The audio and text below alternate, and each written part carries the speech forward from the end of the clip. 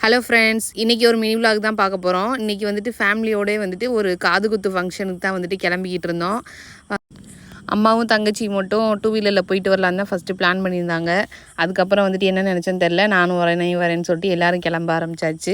அப்போ மொத்தமாக போனால் அப்படின்ட்டு பஸ்ஸில் போகணுன்னா கடுப்பாயிருமே அப்படின்ட்டு அப்புறம் அப்பா வர சொல்லி ஒரு வேளை வாங்க கேஸ் போடுறான் கிளம்பி போயிட்டு வந்துடலாம் அப்படின்ட்டு போயாச்சு. மதிய சாப்பாடு அங்கேயே முடிச்சாச்சு. அதுக்கப்புறம் அங்கே போனோடனே சரி வெஜ்ஜு வச்சுருப்பாங்கன்னு சொல்லிட்டு பார்த்தேன்.